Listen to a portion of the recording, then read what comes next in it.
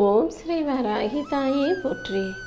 என் அன்பு குழந்தையே, இன்னும் கொஞ்ச நேரத்தில் நீ எதிர்பார்த்த ஒன்று நிச்சயமாக உன் வாழ்க்கையில் நடந்தே தீரும்.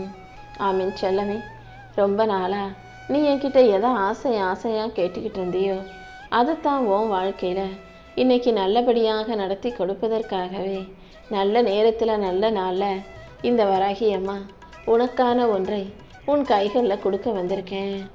இதுவரைக்கும் எவ்வளவோ பேர் வாழ்க்கை எவ்வளவோ கஷ்டப்பட்டு கடந்து வந்துடுறீங்க. கடந்து வந்த தூரத்துக்காக யாரும் மூச்சு வாங்க மாட்டீங்க. ஆனால் இனிமேல் இவ்வளவு தூரத்தை கடந்து போகணுமான்னு ஏன் பெருமூச்சு விடுறீங்க? இதுவரைக்கும் வாழ்க்கையில் நீங்கள் கஷ்டத்தையே பார்க்காம சுகமாக சொகுசாக வாழ்ந்துட்டீங்களா என்ன? எல்லா கஷ்டம் நஷ்டம் கவலை துன்பம் துக்கம் துயரம்னு அனைத்தையும் கடந்து வந்த உனக்கு இனிமேல் இருக்கிற தூரத்தை பெருசாக நினைக்காத. எப்போவுமே எல்லாருமே செய்கிற ஒரு தப்பு அதுதான். புதையலுக்காக 90 அடி தோண்டிடுவாங்க. மிச்சம் 10 அடி இருக்கும்போது நம்மளால் முடியாது, நம்ம சோர்ந்து போயிட்டோன்னு அவங்களே மனசளவில் நினச்சி துவண்டு சோர்ந்து போய் உக்காந்துடுறாங்க.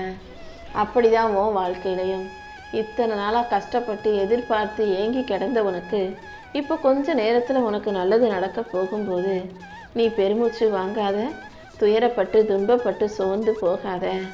கூடிய சீக்கிரம் உனக்கான நல்லது எல்லாத்தையும் இந்த வராகி அம்மா செஞ்சு கொடுக்கணும்னு முடிவு எடுத்துட்டு தான் உனக்கானதை உன் கைகளில் கொடுக்க வந்திருக்கேன் என் செல்லமே.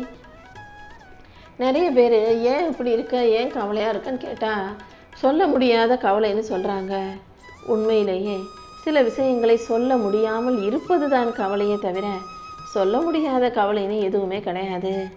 வாழ்க்கையில் நடக்கிறது எல்லாம் எல்லார் வீட்லேயும் எல்லா வாழ்க்கையிலையும் நடக்கக்கூட சாதாரண நிகழ்வுகள் தான்.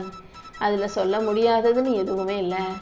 யார்கிட்ட சொன்னால் உனக்கு மன ஆறுதல் கிடைக்குமோ அவங்கக்கிட்ட உன் கஷ்டத்தை சொல்லி பாரத்தை இறக்கி வைக்கிறதுல தப்பே இல்லை. அப்படி யாருமே உன் கண்ணுக்கு நல்லவங்களா தெரியலைனாலும் என்னை நோக்கி வந்து என்கிட்ட சொல்லு. உன் மன பாரத்தை எல்லாம் நான் ஏந்திக்கிட்டு உனக்கான மகிழ்ச்சியை கொடுக்க காத்துக்கிட்டு இருக்கேன். கடலில் நீந்திக்கிட்டே இருக்கும்போது எப்போதும் நேரான திசையில் போகணும்னு ஆசைப்படாதே. ஏன்னா நீ நேரான திசையில் போனீன்னா அலைகள் மேலும் மேலும் உன் மேலே வந்து மோதும். அலைகள் ஒருபோதும் அமைதியாக இருப்பது கிடையாது என் செல்லமே. அதனால் ஏதாவது ஒரு வகையில் எதையாவது செஞ்சு கரையை அடைஞ்சிடணுங்கிறது மட்டும்தான் உன் நோக்கமாக இருக்கணும். கடலில் அங்கும் இங்கும் வளைஞ்சு நெளிஞ்சு அனுசரித்து போய் வாழ்க்கை கரையை கடந்து வர நீ தயாராகு. வாழ்க்கைங்கிற கடலிலும் அலைகள் நிச்சயமாக இருக்கும். உனக்கு எதிராக எதிர்ப்பு அலைகளாக பல பேர் பல ரூபத்தில் வந்து உனக்கு பிடிக்காததை செய்ய தான் செய்வாங்க. ஆனால் நீ தான் எல்லாமே சரியாயிடும்ன்ற நம்பிக்கையோட தைரியத்தோட உன் வாழ்க்கையை வாழ்ந்துட்டு போய்கிட்டே இருக்கணும். எல்லாரும் அடுத்தவங்களுக்கு ஒரு கஷ்டம்னா எல்லாம் சரியாயிடும் கவலைப்படாத, எல்லாம் கடந்து போகும்னு சொல்லுவாங்களே தவிர அவங்களுக்கு ஒரு கஷ்டம் வந்துச்சுன்னா அவங்கள இந்த தைரியத்தை சொல்லிக்கிட்டு அதை கடந்து வர முடியாமல் கஷ்டப்படுறவங்களா வருத்தப்படுறவங்களா சின்ன சின்ன விஷயத்துக்கெல்லாம் பெருசாக பயப்படுறவங்களா தான் இருக்காங்க. வாழ்க்கை கஷ்டம் ஒன்றும் அவ்வளோ பெரிய புயல் கிடையாது என் செல்லமே. என்னால் தாங்கிக்க முடியலை, என்னால் சமாளிக்க முடியலைன்னு மட்டும் நீ ஒருபோதும் வாழ்க்கையை பற்றி சொல்ல வேண்டாம். அனைத்தையும் நீ சமாளித்து கடந்து வருவதற்கு உனக்கு வழிகாட்ட இந்த வராகி அம்மா இருக்கும்போது நீ ஒருபோதும் வருத்தப்படாதே. நீ படித்த படிப்பை உன்னுடைய செயல்களில் உன்னுடைய வேலையில் உன்னுடைய திறமையில் காட்டணுமே தவிர அடுத்தவங்கக்கிட்ட பழகுறதுல காட்டக்கூடாது. எல்லாரையும் போல் நீயும் சாதாரண பிள்ளை தான்.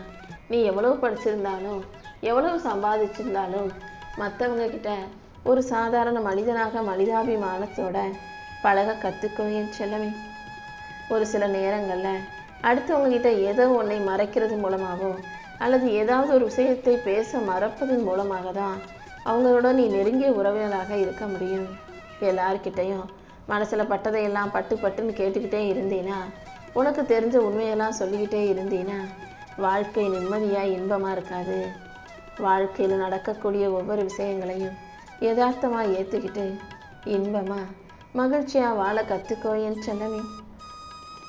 எப்போதும் வெள்ளை சட்டையில் எப்படி கரைபடுதோ அதே போல உன் நல்ல வாழ்க்கையிலையும் சில பிரச்சனைகள் கரையாக வந்து சேரத்தான் செய்யும். நீ தான் அதை உடனே சரி பண்ணி தூக்கி போட்டணும். எல்லா விஷயங்களும் உன்னால் சமாளிக்கக்கூடியது சரி செய்யக்கூடியதுதான்றதை நீ புரிஞ்சுக்கோ.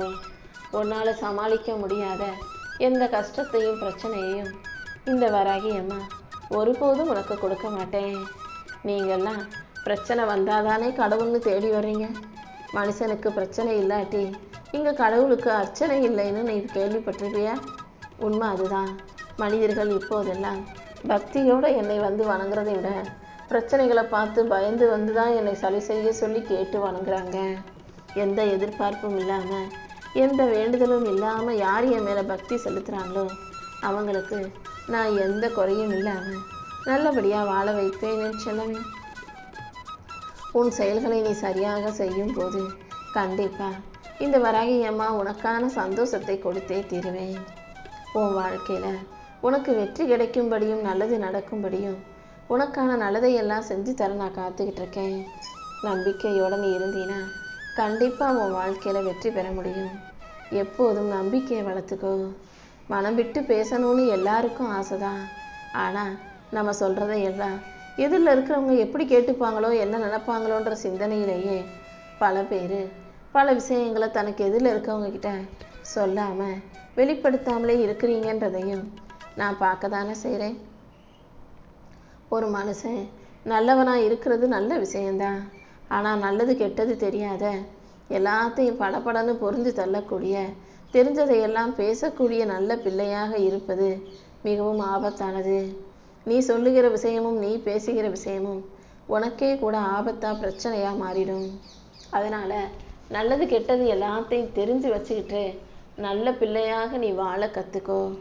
எப்படி இல்லாமல் வாழணும் நீ ஆசைப்பட்ட, இப்போது எப்படியாவது வாழ்ந்தா போதுன்ற மனநிலைக்கு வந்து விட்டாயல்லவா? கவலைப்படாத. உன்னை சுற்றி உள்ளவங்களே எல்லாம் நீ மகிழ்ச்சியாக வச்சுக்கணும்னு ஆசைப்பட்டீன்னா முதல்ல நீ சந்தோஷமாக இரு. நீ சந்தோஷமாக இருக்கும்போது உன்னை சுற்றி நேர்மறை அதிர்வுகள் பரவும் போது உன்னை சுற்றி இருக்கிறவங்களுக்கும் தானாகவே மகிழ்ச்சியும் சிரிப்பும் சந்தோஷமும் நிரம்பி இருக்கும். நீ ஒருபோதும் அடுத்தவங்களுக்காக வாழாதே, உனக்காக வாழ பழகு. எல்லாருக்கும் பிடிக்கும்படி இங்கு எவராலும் கடவுளாலையும் கூட வாழ முடியாதுங்கிறது தான் உண்மை. நீ செய்கிறது உனக்கு சரின்னு பட்டுச்சுன்னா போதுமே செல்லமே.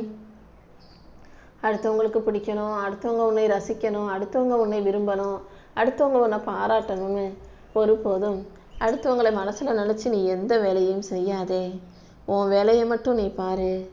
உன் வாழ்க்கையில் வரக்கூடிய பிரச்சனைகளை எல்லாம் நீ சமாளிக்கக்கூடிய அளவுக்கு நான் உனக்கு நிறைய திறமைகளை கொடுத்து வச்சுருக்கேன்.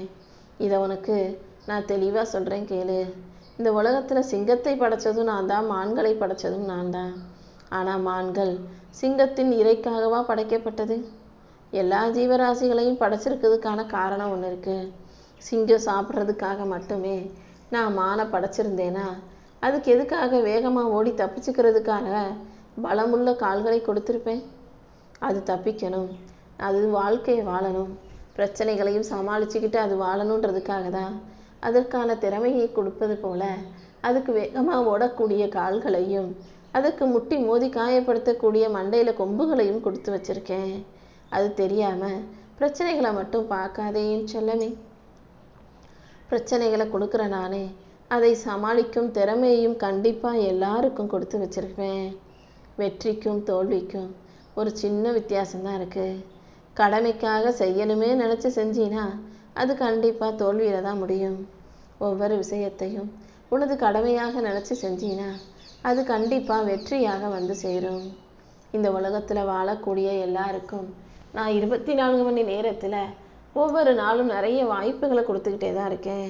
முயற்சி செய்கிறவங்க முன்னேறுறாங்க, வாய்ப்புகளை பயன்படுத்தாதவங்க வாழ்க்கையில் தோற்று போயிடுறாங்க. நான் யாருக்கும் எந்த குறையும் வைப்பது கிடையாது என் செல்லமே. எந்த இடத்துல நீ அதிகமாக காயங்களையும் கஷ்டங்களையும் வலிகளையும் சந்திக்கிறாயோ அதே இடத்துல தான் உன் வாழ்க்கையும் ஆரம்பமாகும். வாழ்க்கையில் என்ன நடந்தாலும் அதை உனக்கு சாதகமாக மாற்றிக்கிறதும் சந்தோஷமாக வாழ்கிறதும் உன் கைகளில் தான் இருக்குது. ஒருபோதுமே அடுத்தவங்க நம்மளை பற்றி என்ன நினைப்பாங்கன்னு நீ ஒருபோதும் கவலைப்படாத. ஏன்னா உன் வாழ்க்கையை அவங்க வந்து வாழ போகிறதில்ல. கஷ்டமோ நஷ்டமோ நல்லதோ கெட்டதோ உன் வாழ்க்கையை நீ தான் வாழ போகிற, நீ தானே சமாளிக்க போகிற. அடுத்தவங்க என்ன நினச்சா எனக்கு என்னன்னு எந்த விஷயத்துக்கும் யாருக்காகவும் யோசிக்காம உன் வாழ்க்கைய உனக்கு பிடிச்ச விதத்தில் வாழ தயாராகு. நம்ம தனியாக போராடுறோமே, நமக்கு வெற்றி கிடைக்குமா, நல்லது நடக்குமான்னு நீ ஒருபோதும் வருத்தப்பட தேவையில்லை. நீ தனியாக போராடுறதே உன் வாழ்க்கையில் கண்டிப்பாக வெற்றியை கொண்டு வந்து கொடுக்கும்.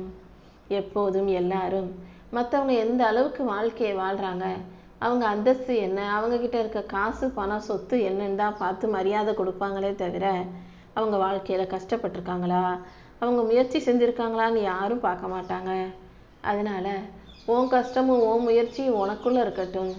நீ வென்று ஜெயிப்பது மட்டும் இந்த உலகத்துக்கு தெரிஞ்சா போதும் என் செல்லமே.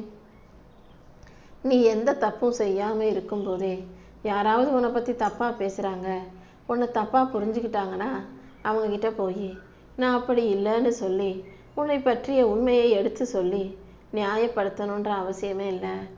ஏன்னா உன்னை புரிஞ்சுக்காம பேசுகிறவங்க கண்டிப்பாக நீ சொல்கிறதையும் புரிஞ்சுக்க மாட்டாங்க. நீ உண்மையவே சொன்னாலும் அதையும் பொய்யாகவே நினைக்கக்கூடிய மனிதர்கள் அதுக்கும் ஒரு கதை சொல்ல தான் போகிறாங்க. அதனால் உன்னை புரிஞ்சுக்காதவங்களையும் உன்னை நம்பாதவர்களையும் உன்னை பிடிக்காதவர்களையும் நீ மேற்கொண்டு பேசி அவங்களுக்கு எதையும் புரிய வைக்க முயற்சி செய்ய வேணாம். அடுத்தவங்க உன்னை திரும்பி பார்க்குற அளவுக்கு நீ வாழ்க்கையை வாழ்ந்து காட்டணுமே செல்லமே. அதை விட்டுட்டு யார் என்ன செய்கிறாங்கன்னு எல்லார் வாழ்க்கையை நீ திரும்பி பார்த்துக்கிட்டு இருந்தீன்னா உன் வாழ்க்கையில் நீ எதுவுமே செஞ்சுருக்க மாட்ட. நீ திரும்பி பார்க்கும்போது உன் வாழ்க்கையை நீ இழந்திருப்பாய். அதனால் உன் வாழ்க்கைக்கு இன்னும் என்னென்ன செய்யணும்னு யோசி. அடுத்தவங்க என்ன செய்கிறாங்கன்னு அடுத்தவங்க வாழ்க்கையும் அடுத்தவங்க வீட்டையும் நீ எட்டி பார்க்க வேண்டாம் என் செல்லமே. மனிதர்கள்னால் சில தப்பும் தவறுமா சில விஷயங்களை செய்ய தான் செய்வாங்க. நீ அடுத்தவங்களை குறை சொல்கிறதுக்கும் குற்றம் சொல்வதற்கும் 1000 காரணங்கள் இருக்கலாம். ஆனால் அவங்க செய்கிற தப்பை மறக்கவும் அதை மன்னிக்கவும் கூடிய அன்பை உனக்குள்ளே வச்சுக்கோ. என் அன்பு பிள்ளையான உனக்கு பல நல்ல மாற்றங்களை உருவாக்கி கொடுக்கவும் உன்னை நல்லபடியாக வாழ வைக்கவும் இந்த வராகி அம்மா காத்துக்கிட்டு இருக்கேன். வாழ்க்கைனா கொஞ்சம் முன்ன பின்ன அப்படி தான் இருக்கும்ன்றத நீ புரிஞ்சுக்கிட்டு வாழ பழகிட்டாலே எந்த விஷயமும் உன்னை பலமிழக்கவோ உன்னை பலவீனப்படுத்தவோ செய்யாது. யார் மாறினாலும் யார் எப்படி இருந்தாலும் என்ன செஞ்சாலும் நீ தைரியமாக பலமாக வாழ்க்கையை வாழ்ந்து காட்டு. வாழ்க்கையில் பாதிக்கப்பட்டவனும் சோதிக்கப்பட்டவனும் பாவப்பட்டவன் அல்ல, அவன்தான் பக்குவப்பட்டவன். உனக்கான பக்குவத்தை கொடுத்து உன் வாழ்க்கையை அழகாக்க இந்த வராகி அம்மா காத்துக்கிட்டு இருக்கேன். உனக்கு பிடிக்காதவங்க செய்யும் செயல்களை பார்த்து அவர்களை வெறுப்பதை விட ஒதுங்கி போகிறது தானே உனக்கு நல்லது.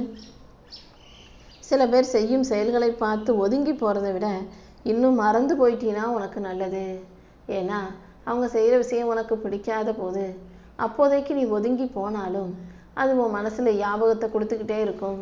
கஷ்டத்தையோ வருத்தத்தையோ அல்லது கோபத்தையோ எரிச்சலையோ கூட அந்த நிகழ்வுகள் உண்டாக்கலாம். அதனால் எப்போதும் உனக்கு பிடிக்காத விஷயங்களையும் அதை செய்யும் மனிதர்களையும் மறக்க கற்றுக்கோ. எப்போதுமே சிங்கம் காட்டு ராஜாவாக இருக்கிறதுக்கு காரணம் என்ன தெரியுமா? எல்லா விலங்குகளிடமும் போய் நான் தான் பெருசு, என்னை எல்லாரும் மதியுங்க, எனக்கு மரியாதை கொடுங்கன்னு அது சொல்வது கிடையாது.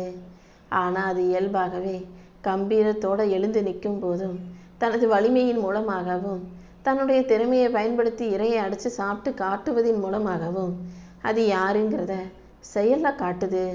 அந்த செயலை பார்த்து எல்லா மிருகங்களும் அதை மதிக்குது. அப்படிதான் ஒவ்வொரு மனிதனும் தன் திறமையை வெளிப்படுத்தி தனக்கான மரியாதையை பெற்றுக்கொள்ளணுமே தவிர அடுத்தவங்க கிட்ட கேட்டு பெறக்கூடிய அளவுக்கு நீ மரியாதையை வச்சுக்க வேண்டாமே செல்லமே.